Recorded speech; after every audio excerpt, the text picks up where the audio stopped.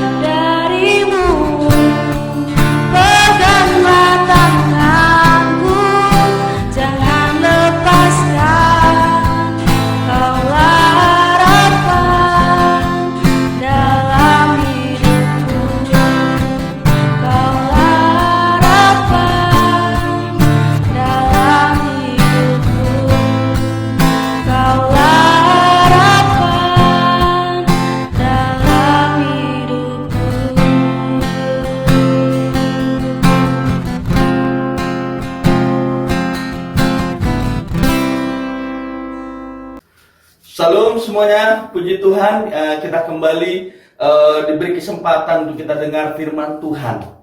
Tapi sebelum itu mari kita berdoa. Tuhan Yesus, terima kasih buat cinta kasih setia anugerah-Mu. Terima kasih buat kesempatan Tuhan saat ini untuk kami kembali mendengar firman-Mu, untuk kami mendengar isi hati-Mu. Pakai anak-Mu yang hanya alat-Mu yang penuh dengan keterbatasan Tuhan. Jadikan setiap hati kami seperti tanah yang gembur, sehingga pada saat firman-Mu ditaburkan, firman itu akan berbuah. Dan aku berdoa di dalam nama Yesus Tuhan, ampuni segala dosa salah kami, dan biarlah Tuhan saat ini pendengaran firman-Mu terjadi di dalam nama Yesus Kristus. Amin. Hari ini kita akan belajar kembali di dalam Injil Yohanes, pasalnya yang ke-12, ayat 20 sampai ayatnya yang ke-41. Ya, kita akan lihat bagian ini. Ayat yang ke-20, ya, dikatakan di antara mereka yang berangkat dan untuk beribadah pada hari raya itu terdapat beberapa orang Yunani. Jadi di ayat 20 ini di Yohanes pasal 12 kita melihat ada beberapa orang Yunani. Ya, maksudnya di sini orang yang bukan Yahudi. Lalu siapa mereka? Pastinya kita akan tanyakan itu. Ya, jelas di sini kalau kita lihat memakai bentuk kalimat present, ya, mengisyaratkan bahwa mereka ini memiliki kebiasaan pergi ke dalam perayaan, ya, perayaan. Jadi bisa saja mereka adalah orang-orang yang takut akan Allah, walaupun mereka bukan orang Yahudi. Yang kedua adalah ini orang-orang yang secara resmi masuk di dalam iman Yahudi, walaupun mereka bukan orang Yahudi, sehingga mereka ikut perayaan itu, ya, seperti itu.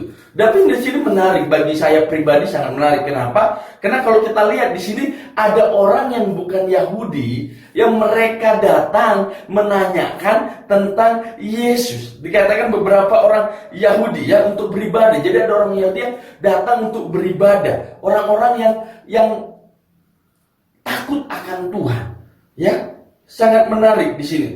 Kenapa? Karena kalau kita lihat di sini malah banyak orang-orang Yahudi yang sayangnya tidak datang untuk mencari Yesus, ya, tidak datang untuk bertemu dengan Yesus.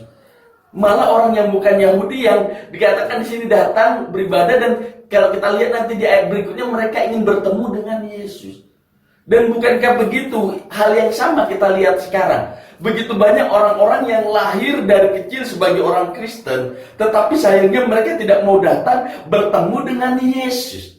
Ya, mereka sejak kecil, ya, secara ID, secara KTP mereka Kristen sejak lahir. Tetapi sayangnya mereka tidak mau bertemu dengan Yesus. Tidak memiliki hati haus, lapar untuk berbicara dengan Yesus. Menarik, ya. Tetapi orang-orang yang di luar, yang bahkan kalau kita lihat banyak kesaksian, setelah besar baru mereka mengenal Yesus, mereka yang excited, mereka yang semangat. Bukankah seharusnya ini menjadi sebuah teguran buat kita pribadi? Sudah berapa tahun kita lama menjadi orang Kristen? Ya, kita cek, ya, seperti masihkah kita memiliki rasa haus lapar itu untuk bertemu dengan Yesus, ya, untuk berbicara dengan Yesus. Kita lihat ayat yang kedua, ya, ayat yang ke-22. Dikatakan di sini bahwa di ayat yang ke-22 Filipus pergi memberitahukan kepada Andreas, ya, dan Andreas ayat 21, orang-orang itu pergi kepada Filipus yang berasal dari Betsaida di Galilea, lalu berkata kepadanya, Tuhan, kami ingin bertemu dengan Yesus. Jadi orang-orang bukan Yahudi tadi ini ingin bertemu dengan Yesus, ya, ingin bertemu dengan Yesus. Dikatakan lalu berkata kepadanya. Kata berkata kepadanya ini memakai bentuk kalimat imperfect, yang artinya mereka terus tanya ulang untuk apa? Keberadaan Tuhan Yesus, ya.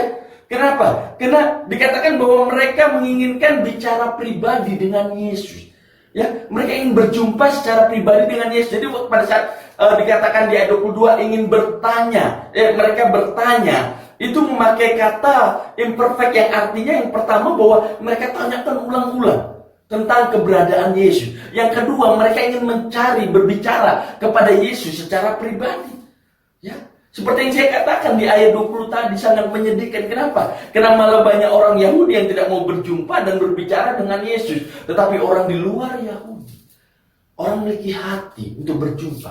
Begitu juga dalam kehidupan kekristenan kita. Ya harusnya kita memiliki hati, ya memiliki kerinduan, haus, lapar untuk bertemu, berbicara pribadi dengan Yesus. Makanya saya tidak pernah bosan-bosan untuk terus mengingatkan, untuk terus menegur saya pribadi dan kita semua yang mendengarkan saat ini, untuk terus menjalin hubungan pribadi dengan Yesus.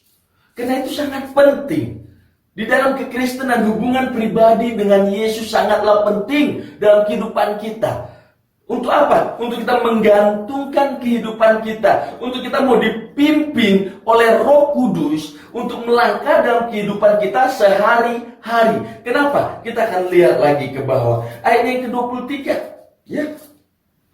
Tetapi Yesus menjawab mereka katanya. Ya. Ayat 22, maaf. Filipus pergi memberitakannya kepada Andreas. Andreas dan Filipus menyampaikan pula kepada Yesus. Ya, jadi mereka ini datang kepada dikatakan kepada Filipus dan Andreas. Ya, Filipus Andreas ini memang nama Yunani, ya, nama Yunani. Ya, itu mungkin barangkali menyebabkan ini orang-orang yang bukan Yahudi tanyanya sama mereka, dan mereka tahu bahwa mereka juga pengikut dari Yesus. Ya, makanya mereka datang untuk bertanya kepada Filipus dan Andreas. Ya, dan bukankah itu juga yang terjadi? Kita sebagai murid-murid Tuhan Yesus akan ada orang-orang yang bertanya, datang sama kita bertanya tentang Yesus. Pertanyaannya untuk saya dan saudara, ya, siap nggak kita pada saat orang bertanya tentang Yesus dalam kehidupan kita? Apakah kita sudah mengenal Dia secara pribadi? Ya, kenapa? Ya, kalau kita memberitahukan seseorang, artinya kita harus tahu dulu dong, ya kan? Ya, kalau kita ingin memberitakan tentang kasih Yesus, cinta Yesus, berarti kita harus ada di dalam cinta dan kasih Yesus itu. Supaya apa? Supaya pada saat orang bertanya, kita bagikan Yesus kepada mereka. Itu sangat penting. Ya, makanya sekali lagi pentingnya hubungan pribadi dengan Yesus. Kenapa? Karena akan ada orang-orang yang datang dan bertanya kepada saudara dan saya tentang Yesus. Pertanyaannya, siap sediakah kita? Siap sediakah kita? Karena Alkitab mengatakan dengan jelas untuk kita siap sedia mempertanggungjawabkan iman kita, memberitahukan iman kita kepada orang-orang yang membutuhkan keselamatan. Kenapa? Karena iman kita di dalam Yesus Kristus. Ya, oleh karena Yesus Kristus, iman dalam Yesus Kristus, maka kita diselamatkan. Sehingga iman ini yang kita sampaikan kepada mereka supaya mereka menjalin hubungan dan memiliki iman pribadi kepada Yesus Kristus, Tuhan dan Juru Selamat kita. Haleluya, haleluya. Ya, luar biasa. Ya. Di ayat 23, tetapi Yesus menjawab mereka katanya, telah tiba saatnya Anak Manusia dimuliakan. Wah, ini ya menarik. Ada yang datang ya kepada Andreas, kepada Filipus, dan Filipus menyampaikan kepada Andreas, ya. Lalu pada saat disampaikan kepada Yesus, Yesus jawabnya langsung kepada mereka. Ya, di ayat 23, tetapi Yesus menjawab mereka katanya, telah tiba saatnya Anak Manusia dimuliakan. Kita tahu bahwa bagian teks kita ini adalah hari-hari terakhir. Ya, minggu terakhir bagaimana Yesus akan disalibkan, bagaimana Dia akan menggenapi visinya, menggenapi tujuannya datang ke dunia untuk apa? Membuka jalan keselamatan bagi kita, memberikan jalan keselamatan bagi kita. Karena firman Tuhan jelas katakan, akulah jalan, kebenaran dan hidup. Ya, tidak ada seorang pun datang kepada Bapa kalau tidak melalui aku. Ya, karena itulah Yesus Kristus, ya, yang adalah jalan, kebenaran dan hidup dalam kehidupan kita. Ya, seperti itu. Ya, jadi dikatakan bahwa telah tiba saatnya Anak Manusia, telah tiba saatnya. Ini kalimat perfect, ya. Telah tiba saatnya, ya. Dan Yohanes menggunakan istilah waktunya, ya.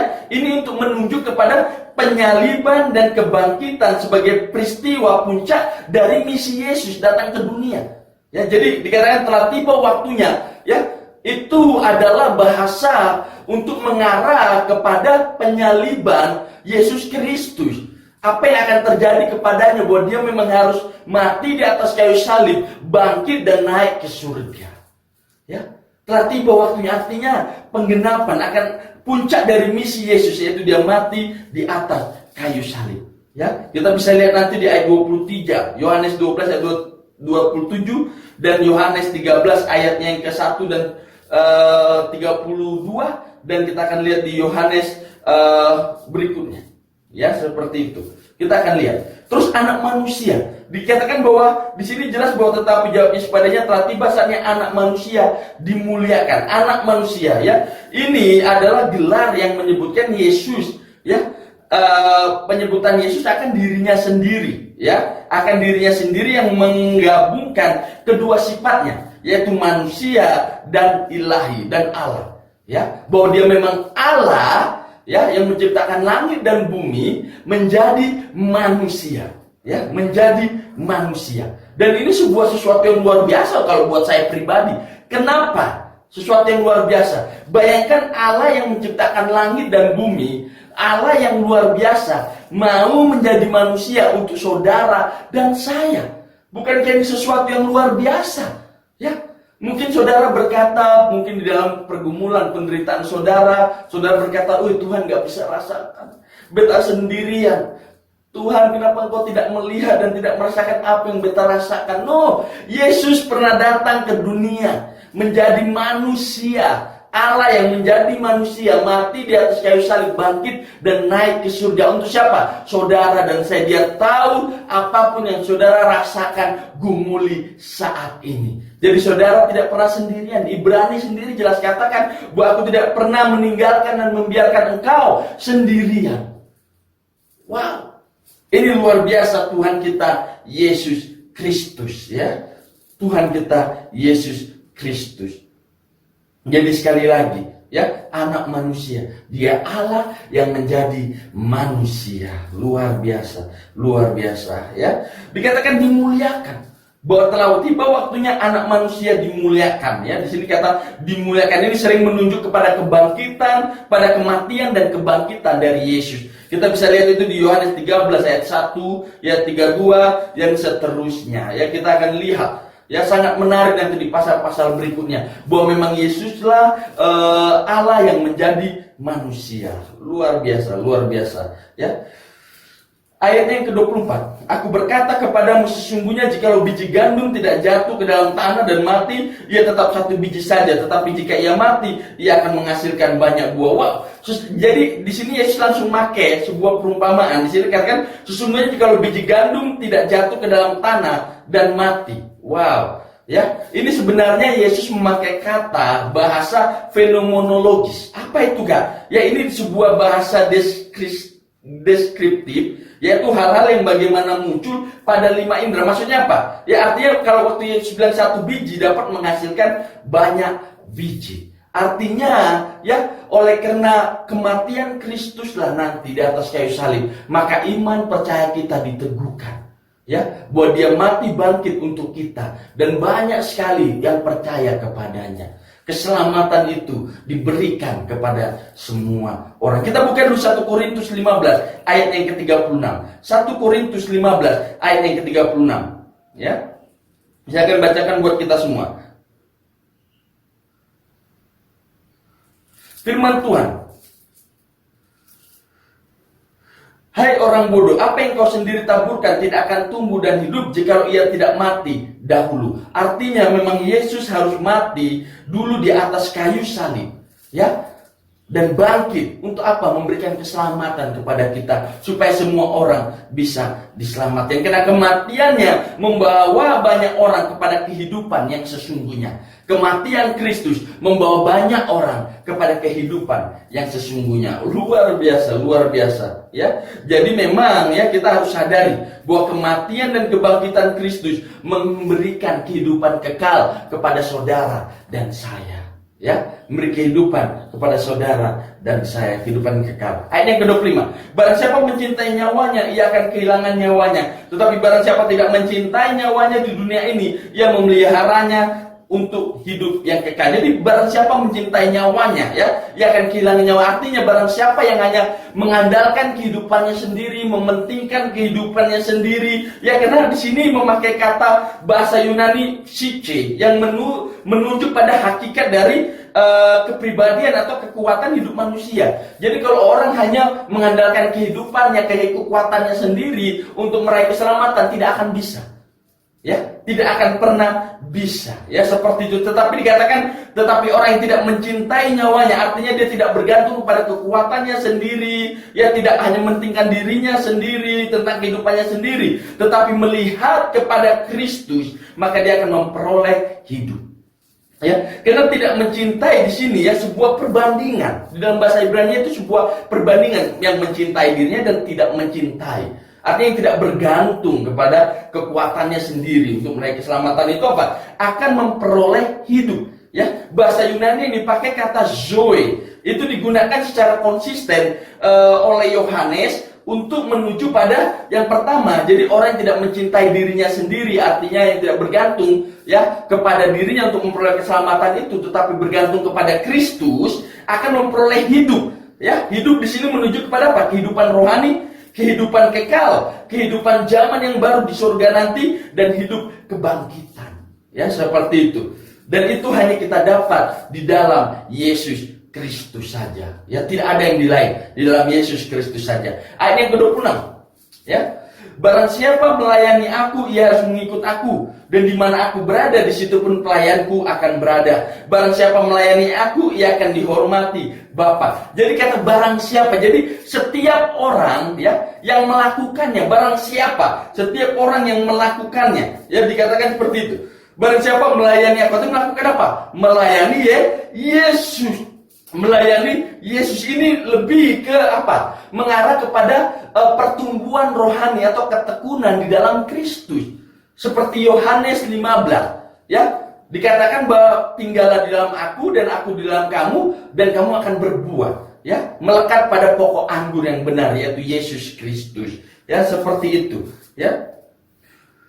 Jadi memang ketekunan ya di dalam kekristenan, ya di dalam iman kita kepada Yesus itu sangat penting, ya. Makanya penting untuk kita terus apa yang Yesus mau untuk kita lakukan, tekun di dalam iman kita, tekun dalam kehidupan kekristenan kita, ya artinya menghasilkan buah. Dan buah itu bisa kita hasilkan pada kita melekat pada pokok anggur yang benar, yaitu Yesus Kristus. Pada kita terus melekat. Kenapa? Karena kita akan terus dikuatkan secara rohani. Ya seperti itu. Karena Yesus jelas, tinggal dalam aku tinggal kamu, mintalah maka semuanya akan diberikan. Ya, artinya kita ada di dalam kehendak rencana Tuhan, dan semuanya Tuhan akan genapi dalam kehidupan kita. Ayat yang ke-27. Sekarang jiwaku terharu, dan apakah yang akan kukatakan? Bapa, selamatkan aku dari saat ini. Tidak, sebab untuk itulah aku datang ke dalam saat ini. Wah, luar biasa. Ya, jadi di sini jelas sekali. Sekarang jiwaku terharu. Jadi kata terharu di sini lebih mengarah kepada sedih, ya kata sedih, ya sangat merana, sangat sedih, ya seperti itu Yesus katakan. Ya kenapa? Karena dikatakan Bapa, selamatkan aku dari saat ini. Ingat di sini Yesus mau masuk ke dalam masa-masa penyalipan, dan itu nggak mudah. Itu sesuatu yang mengerikan. Kita lihat bagaimana Yesus dia harus berdoa di Taman Getsemani sampai apa? Keringatnya bercampur dengan darah. Sebuah tekanan yang begitu luar biasa. Kenapa? Karena dia akan menanggung setiap dosa kita semua. Ya, dosa kita. Supaya apa? Supaya jalan ke surga itu terbuka bagi kita. Kita masuk ke dalamnya. Ya, luar biasa Tuhan kita Yesus Kristus. Ya, dikatakan di ayat 28, Bapa, muliakanlah namamu, maka terdengarlah suara dari sorga, aku telah memuliakannya dan aku akan memuliakannya lagi. Wah, luar biasa, luar biasa. Dikatakan jelas sebelum kita bahas di ayat 28 sekali lagi di ayat 27 dikatakan, tidak, sebab untuk itulah aku datang ke dalam dunia ini.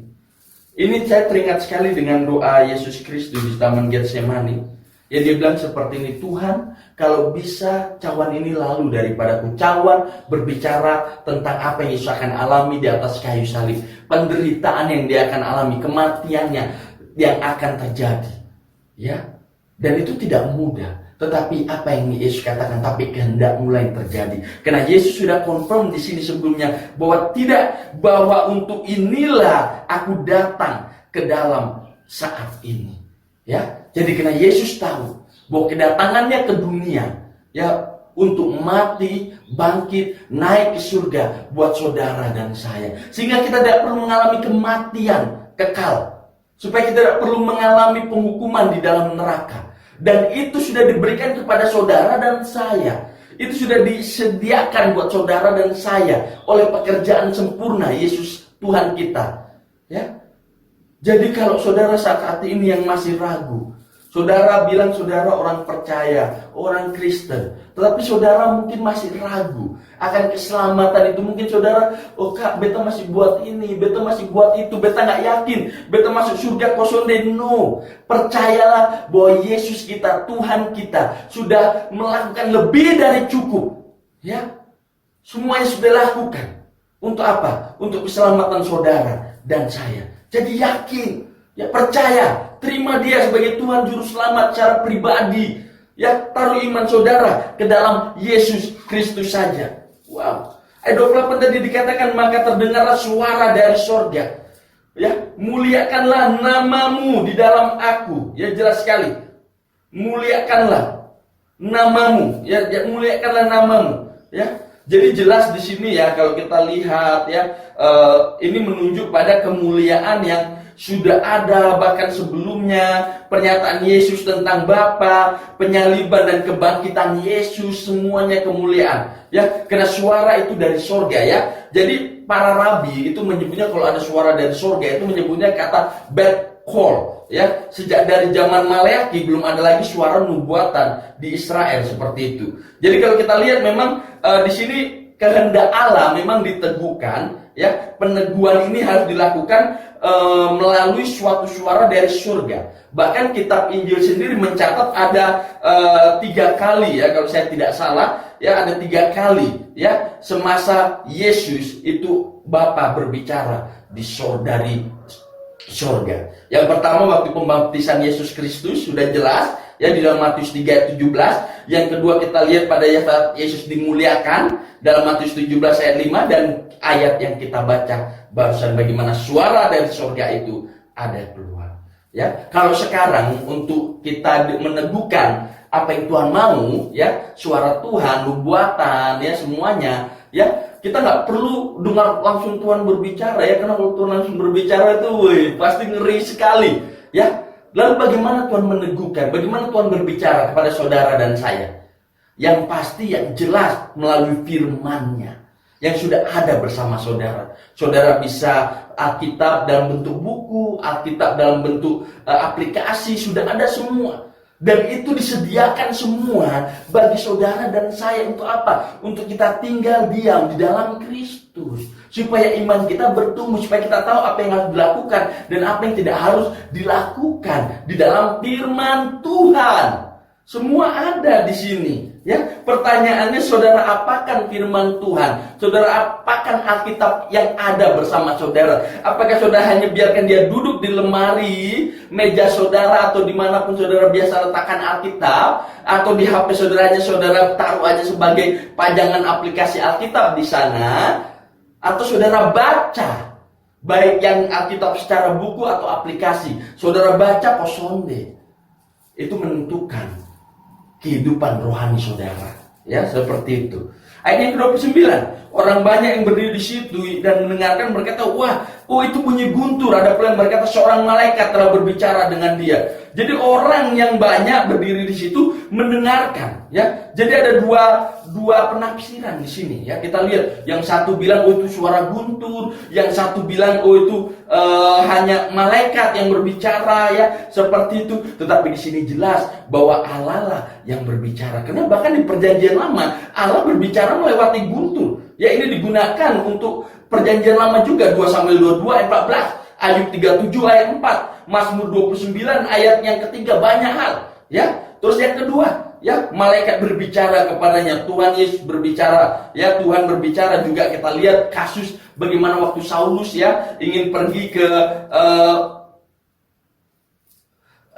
untuk menganiaya orang yang percaya lainnya di Kisah Para Rasul 9 ayat 7 dan bertemu dengan Tuhan. Lalu dia bertanya, siapakah engkau Tuhan? Ya, seperti itu, yang pasti Tuhan berbicara. Ayat 30. Ya, Yohanes 12 ayat 30. Jawab Yesus, suara itu telah terdengar bukan oleh karena aku, melainkan oleh karena kamu. Wow, ya. Jadi bukan karena Yesus tapi untuk kamu. Ya, seperti itu, jelas sekali. Ya, untuk kamu, ya. Terus dikatakan lagi ayat-ayat berikutnya di ayat yang ke-32 ya, kita langsung ayat 32 ya. Di situ apabila aku ditinggikan, ya.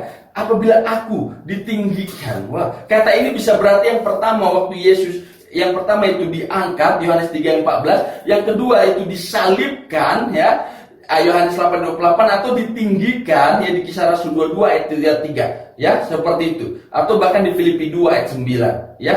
Artinya di sini ditinggikan artinya bagaimana Yesus itu dimuliakan ya, seperti itu. Ayat 32 ya. Ini dikatakannya untuk menyatakan bagaimana caranya ia akan mati ya. Kita jelas bahwa dia disalibkan di atas kayu salib ya, seperti itu. Ini berhubungan dengan Ulangan 21 ayat 23 ya, di mana digantung di salib itu diistilahkan sebagai dikutuk oleh Allah. Ya, ini mengapa para pemimpin agama menginginkan Yesus untuk disalib, bukan dirajam batu. Yesus untuk apa? Untuk Yesus menanggung kutukan hukum Taurat bagi kita. Itu di Galatia 3:13. Ya, jadi waktu Yesus di atas kayu salib digantung, disalibkan di sana.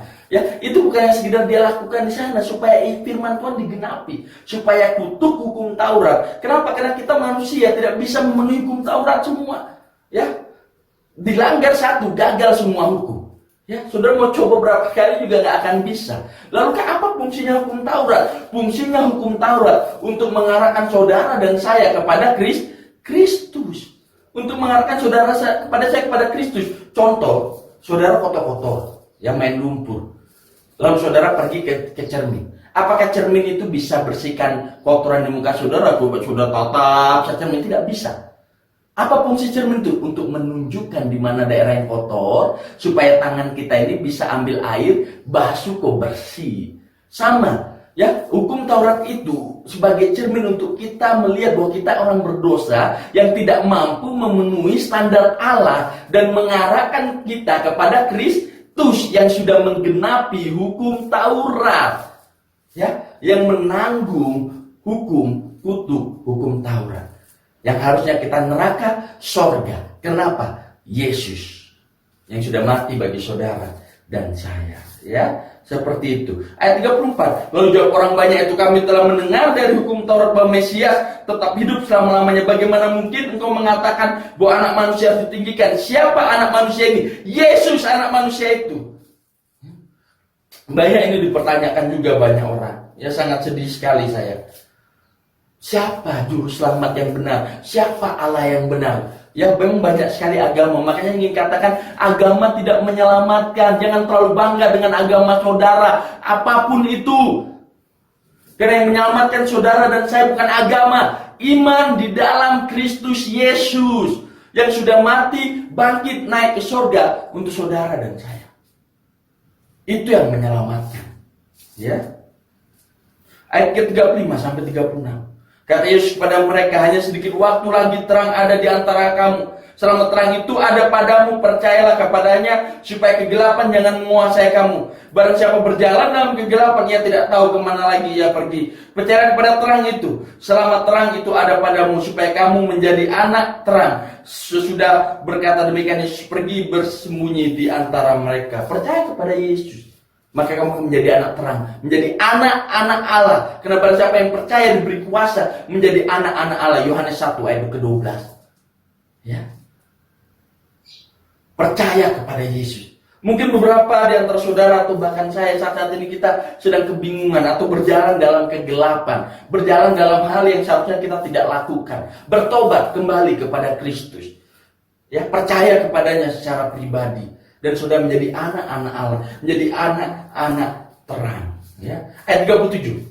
Dan meskipun Yesus mengadakan begitu banyak mujizat di depan mata mereka, namun mereka tidak percaya kepadanya. Wow, ya banyak mujizat tapi tidak percaya. Ini ketegaran tengkuk orang Israel, orang Yahudi. Ya, mereka adalah bangsa yang begitu banyak melihat mujizat kasih anugerah Tuhan, tapi mereka adalah bangsa yang menolak Yesus, Tuhan itu sendiri. Ya, sangat menyedihkan.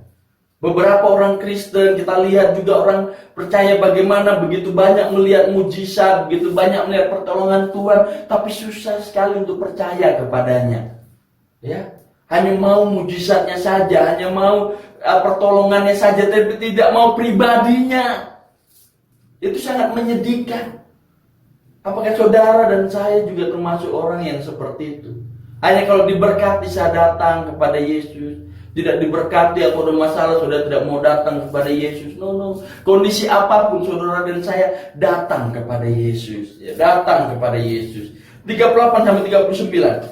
Supaya genaplah firman yang disampaikan oleh Nabi Yesaya. Tuhan, siapakah yang percaya kepada pemberitaan kami, dan kepada siapakah tangan kekuasaan Tuhan dinyatakan? Karena itu mereka tidak dapat percaya, sebab Yesaya telah berkata juga. Jadi ini sudah ada nubuatan dari Yesaya bahwa ini orang-orang Yahudi ini akan nolak Yesus, ya, akan tidak percaya kepada Yesus, ya, seperti itu, ya. Ini orang-orang yang memang keras, tegar tengkuk, ya, seperti itu, ya. Orang-orang yang luar biasa kerasnya. Tuhan izinkan di dalam kekerasan hati mereka. Kita baca 2 ayat 39-40. Karena itu mereka tidak dapat percaya, sebab Yesaya telah berkata, ia telah membutakan mata dan menegirkan hati mereka, supaya mereka jangan melihat dengan mata dan menanggap dengan hati, lalu berbalik sehingga aku menyembuhkan mereka, ya. Jadi Tuhan di sini mengizinkan, ya, dalam kekerasan hati mereka yang ulang-ulang oleh Yesaya sudah disampaikan berita keselamatan, berita pertobatan itu, tapi mereka tidak mau dengar. Ya, seperti itu. Ya, mereka tidak mau dengar. Baru di ayat yang terakhir, saya ingin akhiri dengan ini. Hal ini dikatakan oleh Yesaya pada waktu ia melihat kemuliaannya dan berkata-kata tentang dia. Wah, bagaimana Yesaya bisa melihat kemuliaannya? Melihat kemuliaan Yesus. Karena jelas di sini Yesaya berbicara tentang Kristus. Ingat, ya. Memang kalau kita lihat baca Yesaya pasal 6, semuanya mengarah kepada Yesus. Kenapa? Karena Yohanes yang menuliskan ayat 41 ini, dia juga yang menuliskan dalam Yohanes 1 ayat 1. Kita akan baca. Pada mulanya adalah firman. Firman itu bersama-sama dengan Allah, dan firman itu adalah Allah. Karena Yesus adalah Allah Tuhan kita yang ada dari semula, sekarang, dan selama-lamanya. Itulah Tuhan kita yang awal dan yang akhir. Ya, dia Yesus, dia Tuhan. Ya. Hari ini saya ingin mengajak kita semua, saya ingin akhiri dengan ini, ya. Yesus satu-satunya jalan kebenaran dan hidup yang kita butuhkan.